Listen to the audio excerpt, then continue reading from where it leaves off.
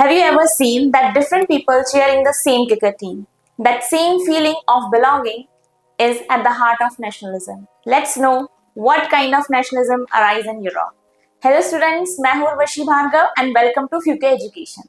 आज हम स्टार्ट करने वाले हैं क्लास 10th का chapter 1 the rise of nationalism Europe. तो यहाँ पे यूरोप में नेशनलिज्म की फीलिंग कैसे अराइज हुई। लास्ट क्लास के फर्स्ट चैप्टर तक हम समझ चुके थे कि फ्रेंच रेवोल्यूशन में feeling of unity, idol of freedom and liberty ने कैसे अपना रोल प्ले किया था। अब यहाँ पे हम ये जानने वाले हैं कि नेशनलिज्म की फीलिंग पूरे यूरोप में कैसे फैली, और उसके अलावा जो फ्रेंच रेवोल्यूशन 9th क्लास में हमने पढ़ा था, बहुत अच्छे से उसके कॉन्सिक्वेंसेस जाने थे, कैसे हुआ, क्यों हुआ, किस तरीके से लोगों के ऊपर उसका इफेक्ट पड़ा।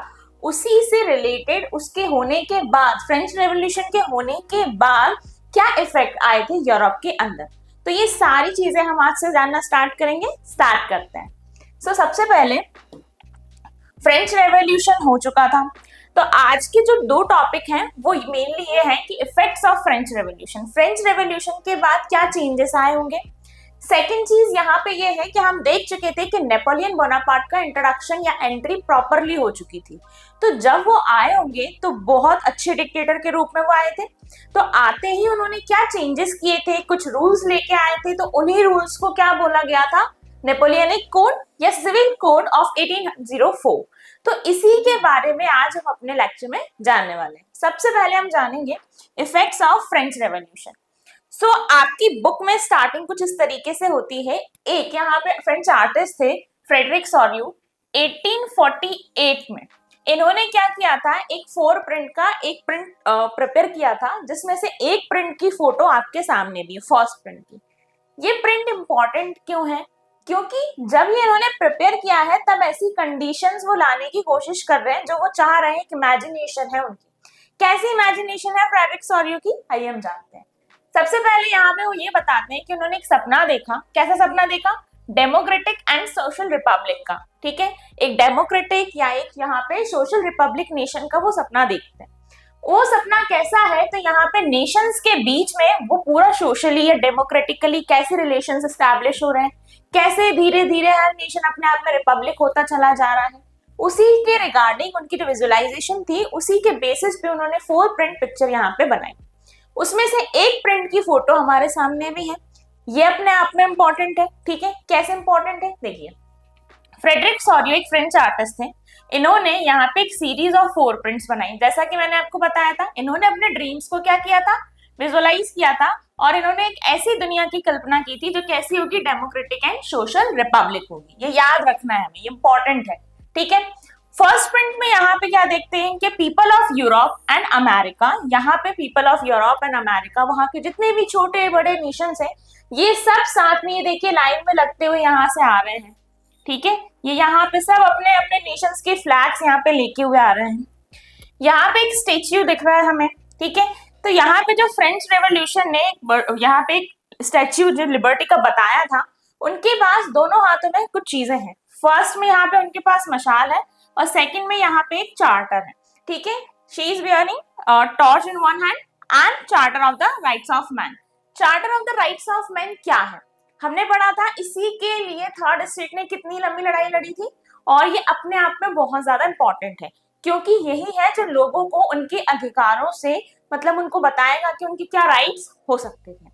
नेक्स्ट चीज यहाँ पे क्या बताई जा रही है, वो ये बोल रहे हैं कि सोरियू ने, ये है फ्रेडरिक सोरियू, इन्होंने कैसी सोसाइटी का विजन किया था, उटोपियन सोसाइटी।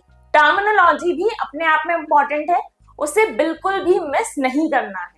उटोपियन विजन का मतलब ये होता है एक ऐसी सोसाइटी जब उन्होंने उसके बारे में बताया है उस टाइम तक वो एग्जिस्ट नहीं कर रही थी। तो यहाँ पे कैसी सोसाइटी उन्होंने बताई थी, उन्होंने ये बोला था कि अलग अलग दुनिया के लोग जो हैं, मतलब दुनिया नहीं सॉरी, अलग अलग नेशंस के जो लोग हैं, वो अपने हाथ में फ्लैग्स लेकर आ रहे हैं, और यहाँ पे उनके पास उनकी नेशनल कॉस्ट्यूम है। हर नेशन की कुछ ना कुछ एक सिग्निफाइड कॉस्ट्यूम होती है, तो यहाँ पे वो कॉस्ट्यूम वेयर किए हुए हैं, और जैसे नेशन की वो कल्पना कर रहे हैं कि हर नेशन को यहाँ पे क्या मिलेगी, फ्रीडम मिलेगी, यहाँ पे उनको declaration of rights of man मिलेगा, सिटीजन मिलेगा, उनको अपने अधिकार मिलेंगे।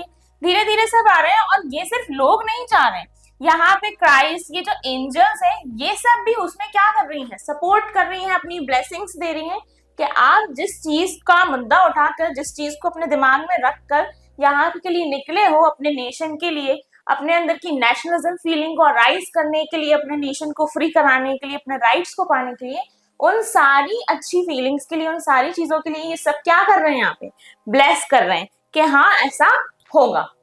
तो ये जो पिक्चर थी, इसके बारे में हमने बहुत अच्छे से समझ लिया। इसके अलावा यहाँ पे ये बताते हैं कि नेशंस के बीच में कौन सी फीलिंग रहनी चाहिए, फ्रेटर्निटी। अब यहाँ पे आप देखो इस पिक्चर के अंदर ये लोग लड़ नहीं रहे हैं आपस में कि मुझे आगे जाना है, या ये आपस में इनके बीच में भी कौन सी फीलिंग होनी चाहिए, फ्रेटर्निटी की, भाईचारे की।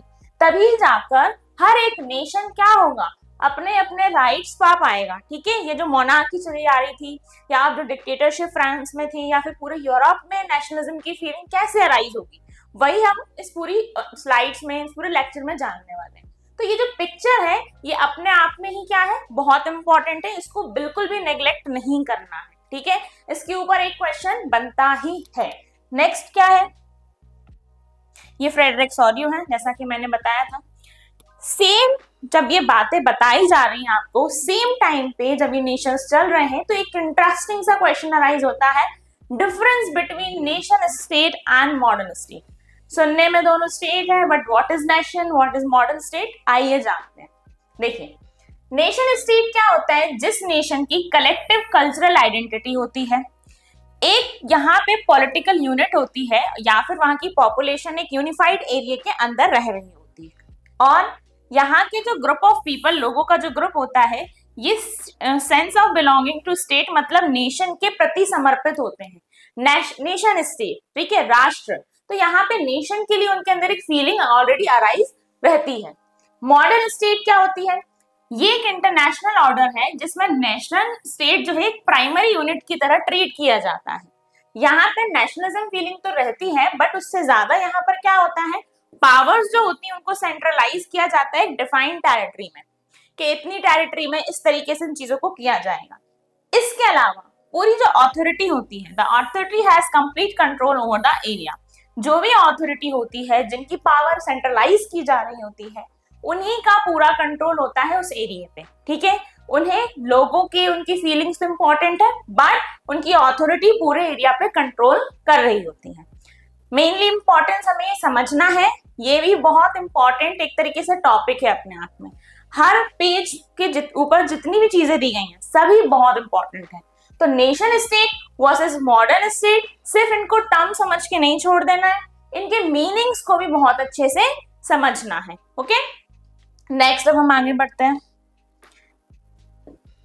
देखिए, अब यहाँ पे नेशन के बारे में जब हम पढ़ रहे थे तो हम सोर्सेस को बिल्कुल मिस नहीं कर सकते हैं, स्पेशली इन 10th क्लास।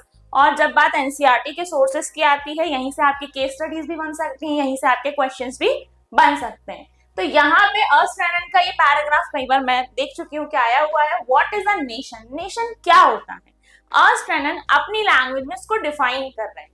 ठीक है, इन्होंने एक लेक्चर डिलीवर किया था एट द यूनिवर्सिटी ऑफ सॉर्बर्ग 1882 में। ये एक फ्रेंच फिलोसोफर थे, और इन्होंने ये बताया था कि what is makes a nation, कौन सी चीजें हैं जो एक नेशन को क्रिएट कर देती हैं। जानते हैं उनका जो लेक्चर, ये जो लेक्चर था जो उन्होंने दिया था, ये कॉन्सिक्वेंटली बहुत फेमस हुआ था। ये फ्रेंच लैंग्वेज में ही लिखा है, क्वेस्टिक्यून नेशन, सॉरी अगर इसका प्रोनाउंसिएशन थोड़ा गलत हो तो। एंड इस ऐसे में रेनन ने ये बताया था कि उन्होंने इस बात को क्रिटिसाइज किया था कि नेशन, ये जो बात चली आ रही है, या ये जो नोशन, ये चीज बताता है कि नेशन जो है एक कॉमन लैंग्वेज या एक कॉमन रेस, रिलीजन या टेरिटरी से बन जाता है। तो क्या ये बात सही है? उन्होंने इस बात को क्रिटिसाइज किया था, इस नोशन को, जो इस बात को बढ़ावा देते हैं कि नेशन सिर्फ एक कॉमन लैंग्वेज, एक कॉमन रेस, रिलीजन या टेरिटरी से बन जाता है। आगे क्या बोलते हैं ऑस्ट्रेनन बोलते हैं, ये इंपॉर्टेंट पैराग्राफ है फ्रेंड्स, एक नेशन जो होता है ये पूरे जितने भी सेक्रीफाइसेस, जितने भी लोगों ने स्ट्रगल किया होता है फ्रीडम को पाने के लिए, राइट्स को पाने के लिए, उन सभी चीजों का एक तरीके से कल्मिनेशन होता है। हीरोइक पास्ट, वहां के जितने भी महान लोग रहे होते हैं, जितने भी उस पास्ट की ग्लोरी होती है, वही सब क्या मिलके बनाते हैं, एक बेस क्रिएट करते हैं, लोगों के अंदर एक नेशनलिज्म की फीलिंग अराइज यहाँ पर करते हैं। उसके अलावा लोगों की कॉमन ग्लोरीज पास्ट में रहती है, वही जो कॉमन विल होती है कि भाई हम सबको मिलकर आजाद होना है या फिर हम सबको मिलकर अपने अधिकारों के लिए लड़ना है। तो यहाँ पे वही चीजें क्या करती हैं, जब ये फीलिंग सबके अंदर कॉमनली आ जाती है तो यही सब मिलकर क्या करती हैं, जो ग्रेट डीड्स हैं ये सब मिलके आती हैं, तो ये और ज्यादा मिलकर परफॉर्म करते हैं। और यही सब चीजें क्या है, स्पेशल या इंपॉर्टेंट कंडीशन हो जाती हैं एक इंसान के उस देश के सिटीजन होने के लिए। नेशन एक लार्ज स्केल सॉलिडेरिटी है। यहाँ पे अगर आप देखोगे तो it's a daily plebiscite, terminology miss नहीं करनी है, जैसा कि मैं पहले भी बोल चुकी हूँ। प्लेबिसाइड क्या होता है, एक डायरेक्ट वोट होता है जहाँ पे जनता जो होती है किसी रीजन की, उनसे बोला जाता है कि या तो वो उस चीज को एक्सेप्ट करते हैं या वो रिजेक्ट कर देते हैं। ठीक है। Province is the inhabitants. If anyone has the right to be consulted, it is the inhabitant. A nation never has any real interest in annexing or holding on to a country against its will.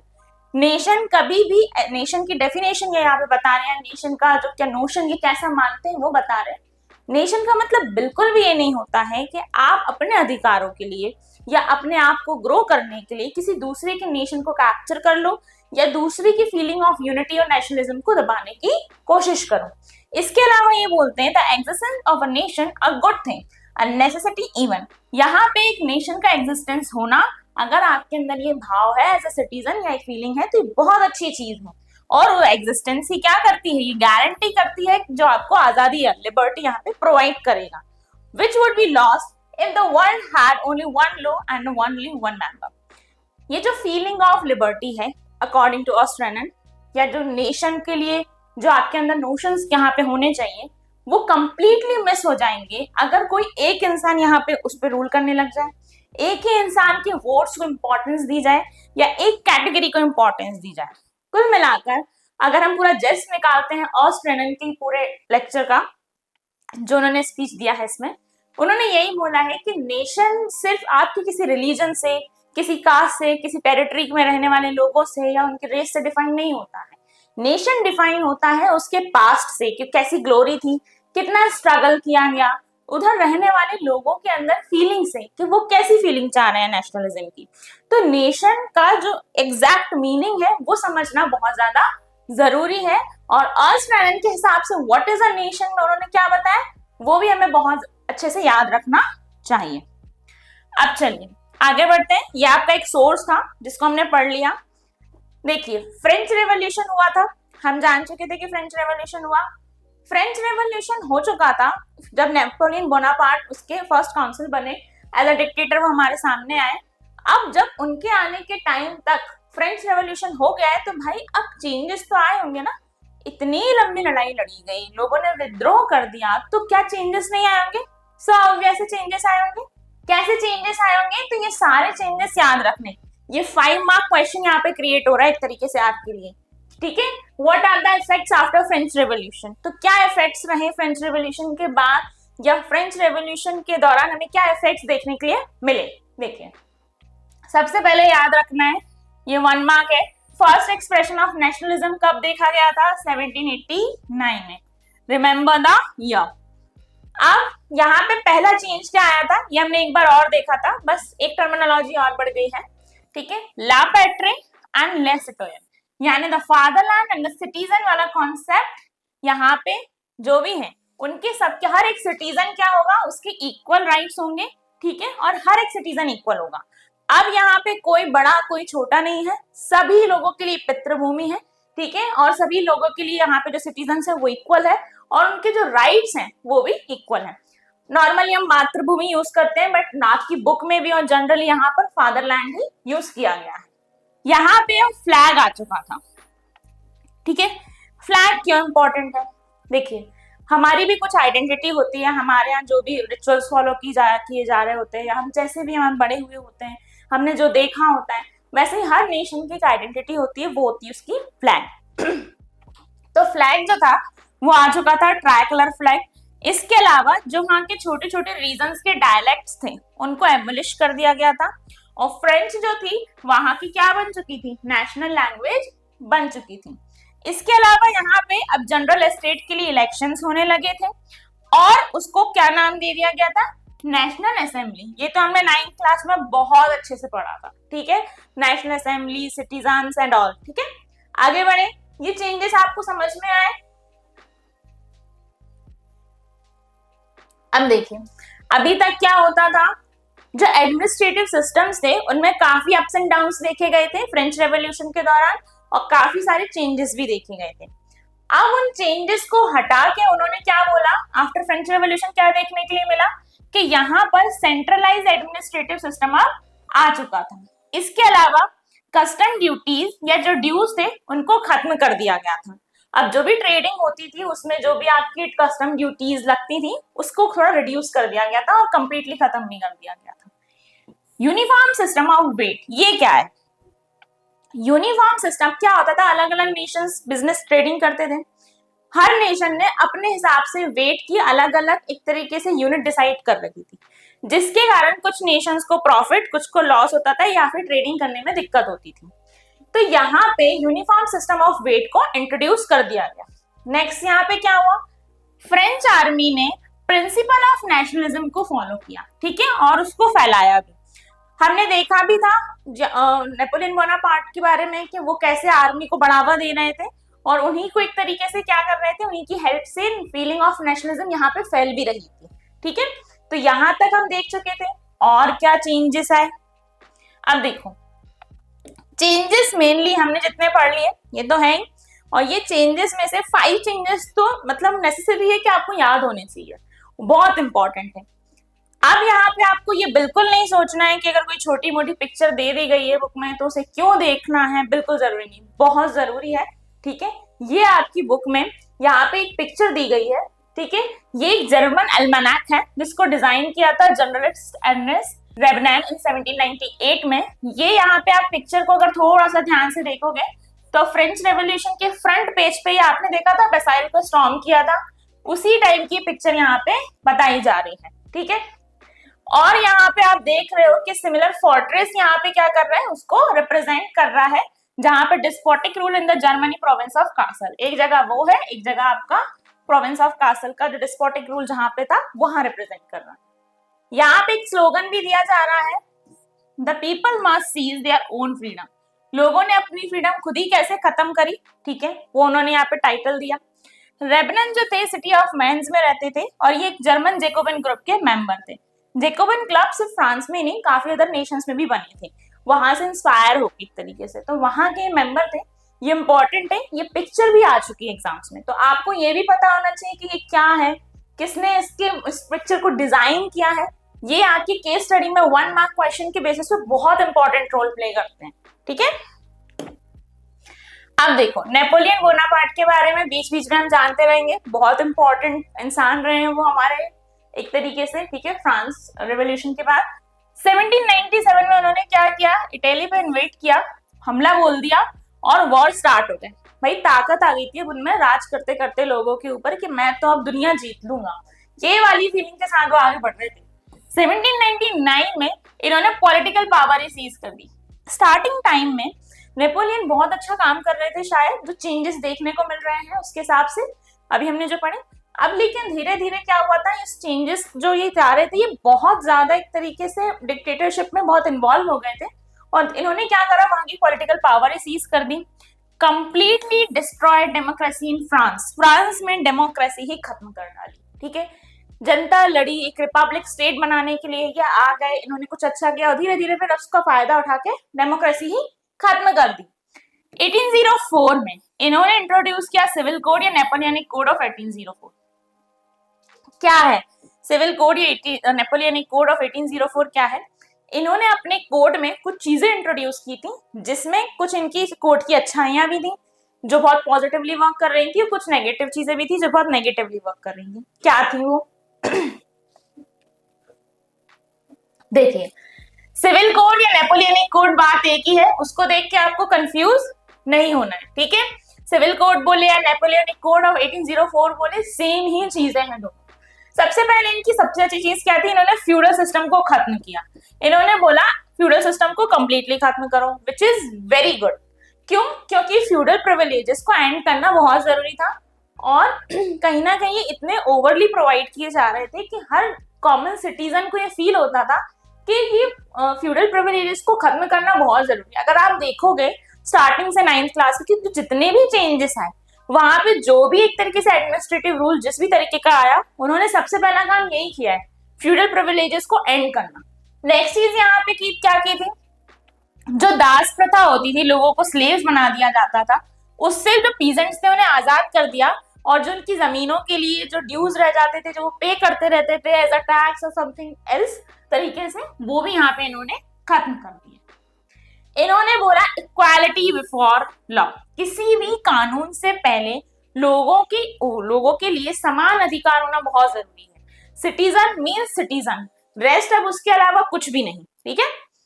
Next इन्होंने क्या बोला, right to property को secure किया। अब ये क्या है ma'am, right to property को सिक्योर करने से मतलब ये है कि पहले क्या होता था, जो भी कॉमन पीजेंट्स होते थे, तो जो भी उनसे हायर कैटेगरी के लोग होते थे, किसी भी वे से या फिर एज अ टैक्स या फिर एज अ डोनेशन उनकी जमीनें रख ली। अब वो अगर उनके ड्यूज पे नहीं भी कर पाए तो उनको उन्होंने रख लिया प्रॉपर्टी, तो उन्हें पता ही नहीं है कि भाई हमारी प्रॉपर्टी है, हम वापस भी ले सकते हैं।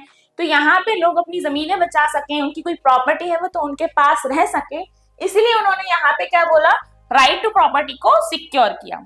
जो वहां का एडमिनिस्ट्रेटिव सिस्टम था, लोग भी कंफ्यूज हो गए थे, पहले national assembly, then directory rule, then Napoleon Bonaparte, तो इन सारी चीजों के बीच को कंफ्यूजन को दूर करते हुए उन्होंने सिंपल कर दिया था एडमिनिस्ट्रेटिव सिस्टम को अपने तरीके से। नेक्स्ट चीज यहाँ पे क्या है, ट्रांसपोर्ट एंड कम्युनिकेशन सिस्टम को इम्प्रूव कर दिया। किसी भी नेशन के डेवलपमेंट में ट्रांसपोर्टेशन और कम्युनिकेशन का बहुत इंपॉर्टेंट रोल होता है, क्योंकि जब आप नेशन ग्रो कर रही है उसकी इकोनॉमी, तो ये दो फैक्टर ही सबसे ज्यादा इंपॉर्टेंट रोल प्ले करते हैं, ठीक है। तो यहाँ पे उन्होंने क्या करा, नेशन को डेवलप करने के हिसाब से ट्रांसपोर्ट एंड कम्युनिकेशन को सबसे पहले डेवलप किया। और क्या किया उन्होंने, हमने पहले भी पढ़ा था, वेट को और मेजर्स को स्टैंडर्डाइज कर दिया, यानी यूनिट्स उनकी सेम कर दी। और यहाँ पे क्या किया, कॉमन नेशनल करेंसी बना दी। अब बहुत सारे टाइप्स ऑफ करेंसी नहीं चलेंगे, ठीक है, कॉमन नेशनल करेंसी का इंट्रोडक्शन उन्होंने यहाँ पे करा दिया। और क्या कराया, uniform laws beneficial for small scale producers and businessman. कुछ ऐसे कानून लेके आए जिनकी वजह से जो स्मॉल स्केल प्रोड्यूसर्स या बिजनेसमैन हैं वो एक्सप्लॉइट ना हो। क्या होता था, जो बड़े बड़े ट्रेडर्स थे या लार्ज स्केल बिजनेसमैन थे, उनको तो अच्छा प्रॉफिट हो जाता था, बट इन सारी चीजों के चलते जो स्मॉल स्केल प्रोड्यूसर्स थे वो बहुत एक्सप्लॉइट हो जाते थे। तो यहाँ पे क्या कुछ ऐसे कानून लेके आए जिससे उनको भी थोड़ा बहुत प्रॉफिट मिलता रहे। ट्रेड बैरियर्स को हटा दिया। ट्रेड बैरियर्स एक तरीके से बहुत काइंड ऑफ रेस्ट्रिक्शन, टैक्सेस, इनको कम कर दिया, जिससे ज्यादा से ज्यादा क्या हो, ट्रेडिंग हो, बिजनेस बढ़े और वहां की इकोनॉमी भी डेवलप करे। उसके अलावा सिटीज जैसे ब्रुसेल्स, मिलान एंड वॉर्सो, यहाँ पे फ्रेंच आर्मी ने क्या किया, नेपोलियन को हर्बिंगर ऑफ लिबर्टी के नाम से इंट्रोड्यूस किया। हर्बिंगर ऑफ लिबर्टी का मतलब ये है कि ये एक तरीके से आजादी दिलाने का राजदूत, ठीक है। ये क्या कर रहे थे, लोगों के लिए एक तरीके से देवता हो गए थे आजादी दिलाने के, कि अब यहाँ से छुटकारा मिलेगा, अब इनका राज तो बहुत अच्छा है। इनके राज में क्या था, जो मिडिल क्लास में छोटे छोटे ट्रेडर्स थे, बिजनेसमैन थे, वो भी ग्रो कर पा रहे थे, तो इसलिए इनको हर्बिंगर ऑफ लिबर्टी से इंट्रोड्यूस किया। ये बैटल ऑफ लिप्जिग हुआ था, ये फोटो इंपॉर्टेंट है, कि नीचे बिल्कुल छोटे तरीके से दी गई है। ये हार गए थे उस बैटल में, बैटल ऑफ लिप्जिग में। तो यहाँ पे ये जो नेशंस हारे थे, उन्होंने नेशंस में क्या किया था, इन्होंने ये वहां उनके नाम लिखे हैं और एज अ पोस्टमैन ये वहां से निकल रहे हैं। ये सिर्फ पिक्चर है, ऐसा कुछ हुआ नहीं है, ये एक्चुअल में हारे तो थे बैटल ऑफ लिप्जिग में। तो ये जो जगह हारे हैं उनके यहाँ पे क्या करें, नाम लिखे हुए हैं, ठीक है। ये पिक्चर भी आपको समझ में आ गई होगी नेपोलियन बोनापार्ट की। उनके सिविल या नेपोलियनिक कोड में क्या चेंजेस है वो भी समझ में आ गए होंगे। आगे बढ़ते हैं। नेपोलियन बोनापार्ट ने जितनी अच्छी चीजें की थी, लेकिन क्या सब कुछ अच्छा रहा होगा, ऐसा तो कभी हो ही नहीं पाता मैम, हिस्ट्री में कुछ ना कुछ तो यहाँ पे सस्पेंस होगा। तो डीमेरिट्स क्या रहेंगे, इन्होंने सेंसरशिप इंट्रोड्यूस कर दी। अब अगर आप कुछ भी इशू कर रहे हो, कोई भी आर्टिकल इशू कर रहे हो, तो पहले परमिशन लो कि सर क्या हम ही प्रिंट कर सकते हैं, इज इट गुड, सही रहेगा ये या नहीं रहेगा। और क्या किया इन्होंने विमेन को अगेंस्ट राइट टू वोट नहीं दिए, यहाँ पे विमेन के अगेंस्ट ही हो गए और उनको बिल्कुल राइट टू वोट प्रोवाइड नहीं किए। इन्होंने राइट टू प्रॉपर्टी भी विमेन को नहीं दिया, और तो और लोगों को फोर्स किया कि ज्यादा से ज्यादा क्या करो, फ्रेंच आर्मी में इन्वॉल्व हो, वहां पे आप यहाँ पे पार्टिसिपेट करो, ज्वाइन करो फ्रेंच आर्मी को। यहाँ पे इन्होंने लोगों को पॉलिटिकल फ्रीडम भी नहीं दी। कितनी मुश्किल से लोगों ने वो फ्रीडम पाई थी, ठीक है, लड़कर झगड़ कर, अपनी बात सामने रखकर, रिवॉल्ट कर कर। और यहाँ पे नेपोलियन बोनापार्ट अच्छा काम करते करते करते फाइनली उन्होंने कुछ चीजें ऐसी कर दी जो गलत थी। टैक्सेशन इंक्रीज कर दिया, बेनिफिट होने लगा, उन्हें आ गया लालच, तो उन्होंने क्या किया, टैक्सेशन को इंक्रीज कर दिया, ठीक है। यहाँ पे क्या किया, आर्मी में फोर्सफुली लोगों को रिक्रूट करने लगे, जैसे हमने पढ़ लिया था। अब मैं आपको एक चीज यहाँ पे बताती हूँ, कोई भी सिचुएशन अराइज हो रही है, चाहे वो इफेक्ट्स ऑफ फ्रेंच रेवोल्यूशन हो या फिर सिविल कोड के मेरिट्स डिमेरिट्स कुछ भी हो, आपको रटने की बिल्कुल भी जरूरत नहीं है। आप उसको जनरली भी समझोगे तो चीजों को इंटरकनेक्ट कर पाओगे, ओके।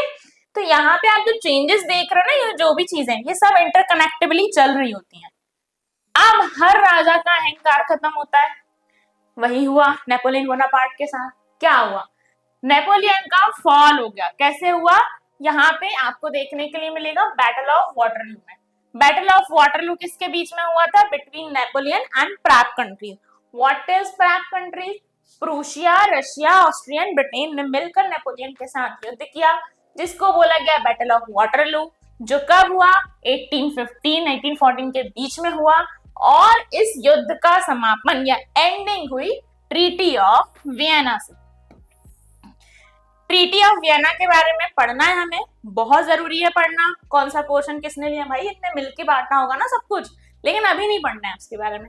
उसके बारे में आगे चल के चैप्टर में अलग से एक सेपरेट टॉपिक है, वहां बहुत अच्छे से जानेंगे। अभी सिर्फ इतना जानना जरूरी है कि नेपोलियन का फॉल कैसे हुआ, किसके साथ युद्ध करने पे हुआ, कौन से बैटल में हुआ, और वो बैटल कब हुआ था, और उस बैटल की एंडिंग कब हुई। इन 3 से 4 क्वेश्चन के जवाब इन्हीं 3 लाइनों में आपको बहुत अच्छे से मिल जाएंगे। आगे बढ़े।